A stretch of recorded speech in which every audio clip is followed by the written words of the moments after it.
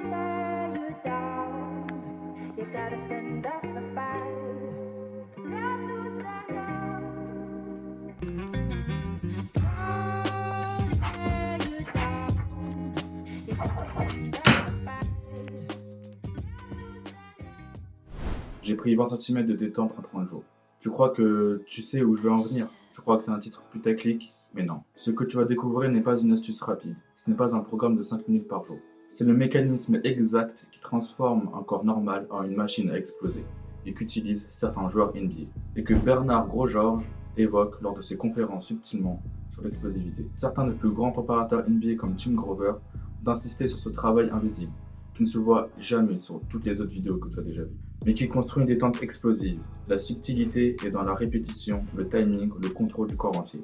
Personne ne parle jamais sur comment le tronc, les pieds et le bras travaillent ensemble, ni pourquoi est-ce que tu passes à côté de ton potentiel maximal. La plupart des basketteurs n'exploitent pas toute la surface du pied. Dérouler correctement le pied, activer cheville, hanche et tronc avant chaque saut. C'est le minimum. Gros-Georges insiste, ce travail n'est pas glamour, mais il crée des fondations invisibles pour créer une détente explosive. Même dans les méthodes utilisées par Paul Fabritz, l'accent est mis sur cette coordination silencieuse, imperceptible, qui multiplie chaque centimètre gagné. Et ce que je vais te montrer ne se voit pas dans les vidéos de saut à la mode. C'est exactement ce qui peut faire passer un joueur moyen d'un joueur qui peut exploser verticalement. Chaque segment du corps agit comme un piston. L'alignement et le timing nerveux sont chirurgicaux. Si tu ignores ces détails, tu perds des centimètres précieux à chaque saut. Les préparateurs comme Ramsey Nijem rappellent souvent que le corps doit apprendre à produire et restituer la force instantanément. Ignorer cette règle, c'est rester moyen. Juste avant de commencer cette vidéo ultime sur la détente verticale qui va littéralement te dire comment avoir plus de 20 cm en 30 jours, moi c'est Seiko, like et abonne-toi pour voir la suite si tu veux progresser avec moi. Allez, j'attends. Voilà qui est. C'est bon. 1. Le mensonge du saut. Tout le monde croit que pour sauter plus haut, il faut faire des squats lourds, des burpees interminables, des box jump à répétition. Je l'ai fait, jour après jour. Les résultats, rien de significatif. Pourquoi? Parce que la majorité des programmes se concentrent uniquement sur la force brute, pas sur la restitution de force et la coordination entière du corps. Le coach Cometti, reconnu en Europe pour sa méthode sur l'explosivité et la triple extension, nous explique que pour avoir un saut efficace, ce n'est pas uniquement vertical. Les sauts horizontaux sont tout aussi cruciaux pour transférer la vitesse en hauteur. Et pourtant, peu de joueurs s'en soucient. Certains préparateurs élites, Grover, Nijem, Fabritz, répètent la même chose. Les exercices lourds ne valent rien si la coordination globale n'est pas maîtrisée. La puissance isolée ne se convertit pas en hauteur. La base de tout, les appuis et l'alignement des segments. Le pied droit déroulé, le genou resté aligné avec le bassin, la hanche préchargée. On doit aussi apprendre à réceptionner au sol, en douceur. Éviter les bruits de retombées, protéger ses articulations. Gros-Georges rappelle souvent que le développement musculaire sert à protéger le squelette, pas seulement à sauter plus haut. Et pourtant, tout ce travail préparatoire ne représente qu'une seule fraction de ce qui compte réellement. 2. Triple extension et restitution de force. Pour sauter, le corps doit réaliser la triple extension. Hanche, genou, jusqu'à cheville. Cette chaîne transforme la force du bas du corps en impulsion maximale. Cometti a démontré dans ses recherches que sans respect de cette séquence, on perd facilement 5 à 10 cm de détente. Les bras et le torse jouent aussi un rôle clé. Ils coordonnent le haut avec le bas. Chaque élévation des bras juste avant l'appel augmente d'environ 5 cm le saut. Mais si le torse est penché ou les bras mal synchronisés, la puissance est dispersée. Les erreurs fréquentes. Piétiner pendant l'élan, perte jusqu'à 50% de l'explosivité. Torse trop penché, élan horizontal au lieu de vertical, ou ralentir avant l'appel, perte de force maximale. Même Grover souligne que ce timing doit devenir automatique. La triple extension est inutile si le cerveau ne déclenche pas le corps au bon moment. Gros-Georges précise que ces ajustements ne sont pas intuitifs. Il faut toujours des répétitions conscientes et mesurées. L'alignement et la coordination dépassent toujours la force brute. Et pourtant, maîtriser la triple extension ne garantit pas toujours une détente maximale. La clé réside dans la synchronisation avec le système nerveux, la capacité à produire et restituer la force instantanément. C'est exactement ce qu'appelle Nijem l'autorisation de l'explosion. Cette préparation silencieuse que seuls les meilleurs comprennent. 3. Force, vitesse, élasticité et coordination. Pour une détente optimale, il faut combiner 4 piliers. Force. Plus tu es fort, plus tu butes contre la gravité. Vitesse. Plus tu descends et remontes vite, plus tu convertis l'énergie. Technique. Utilise toute la force sans perdre de centimètres. Souplesse et coordination. Une articulation raide ou un désalignement réduit immédiatement l'efficacité. Cometti et Gros-Georges insistent sur l'intensité des séries. Pas plus de 6 sauts à puissance maximale par série. Il faut aussi des récupérations longues, autour de 1 minute voire plus, et des répétitions conscientes. Gros-Georges complète que la majorité des basketteurs s'entraînent à 70-80%, jamais à 100%, ce qui réduit considérablement le gain potentiel. Fabrice met l'accent, lui, sur l'élasticité active, invisible. Le tendon d'Achille et le fascia plantaire agissent comme des ressorts silencieux. L'explosivité dépend de cette subtilité que seuls les préparateurs de haut niveau enseignent.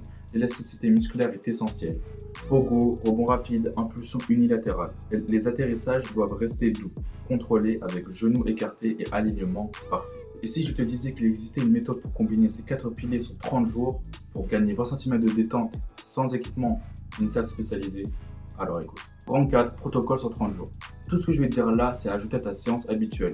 Normalement, ça dure à peu près 45 minutes, 1 heure, 3 fois par semaine. Tu peux trouver une séance gratuite partout sur YouTube. Tu peux prendre celle que tu veux, celle qui te correspond, mais il faut vraiment ajouter ce protocole. Je te garantis que tu vas faire un plus de 20 cm en 30 jours. Phase 1, réactivation neuromusculaire, première semaine.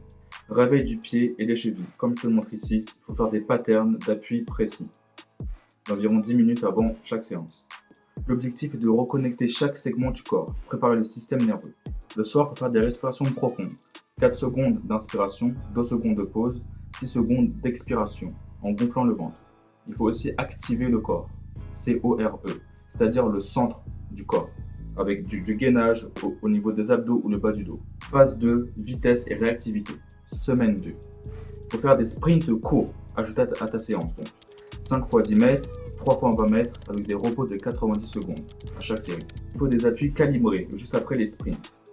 L'objectif est de restituer la force rapidement. Phase 3, pliométrie intelligente, semaine 3. Encore une fois, ça c'est à ajouter à ta séance. Comme je te montre ici, il faut faire des pogos, faire des rebonds rapides, des impulsions unilatérales et des changements d'angle avec des atterrissages contrôlés. Pour tous les exos, il faut faire 4 fois 6 sauts. Tu peux en choisir 3 et le faire à chaque séance. L'objectif est d'exploiter l'élasticité musculaire, pas la force brute. Phase 4, intégration complète. C'est la semaine 4. Il faut faire des sauts à 2 appuis, avec des élans complets, impulsion avec bras, comme je te montre ici, en exploitant son genou notamment. Il faut aussi faire des transitions horizontaux à verticales, comme je te montre encore une fois ici. Et comme d'habitude, c'est bien de faire des séries de 4, de 6 sauts à intensité maximale. L'objectif est de synchroniser tout le système. La phase finale révèle pourtant une vérité encore plus simple mais ignorée de la plupart des athlètes. 5. Technique parfaite. Élan et course. Comme tu vois, les 2 premiers pas doivent être progressifs.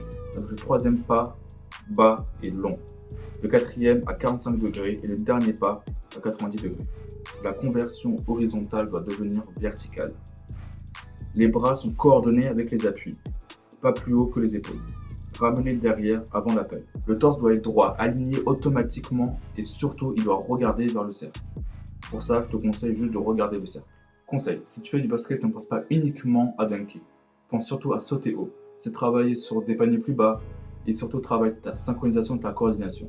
Il y a aussi un tips que je pense que c'est le plus important, c'est de te filmer. Si tu te filmes, tu pourras voir toutes les erreurs vraiment de manière instantanée. Les maîtres de l'explosivité comme Grover et Fabrice insiste. Le saut ne se fait pas au moment de quitter le sol, mais bien avant. Dans chaque pas préparatoire, dans chaque micro-détail invisible. Tout ce que je t'ai dit prépare le corps et te garantit des résultats incroyables. Ce n'est pas la partie la plus intéressante de la méthode. 6. La vérité simple et universelle. Après toutes ces techniques, après toutes ces mesures, après toutes ces routines, la vérité est beaucoup plus simple. Pour sauter haut, il suffit de sauter, tout le temps, et à haute intensité. Par exemple, dans les peuples du Kenya, sauter est une tradition. Pour eux, ça les rapproche de Dieu. Et quand on voit des vidéos, c'est flagrant. Ils ont une détente extrêmement développée. Pourquoi ça fonctionne de juste sauter? Parce que le corps est constamment exposé à l'effort maximal. Le corps humain est magnifique et s'adapte constamment. Si tu veux sauter, alors il suffit juste de sauter. L'apprentissage technique sert seulement à enseigner au corps à produire et restituer correctement la force. Mais rien ne remplace l'intensité maximale répétée et consciente. Même Nigem l'a répété. Le corps apprend à exploser uniquement quand il sait que l'explosion est répétée et non négociable. Il te suffit juste de tout le temps sauter à intensité maximale. Tu peux appliquer la méthode et je te garantis que durant les 30 prochains jours, tu vas avoir une nouvelle version de toi, beaucoup plus explosive. Sur ce, c'était Seiko, n'hésite pas à t'abonner. Ciao!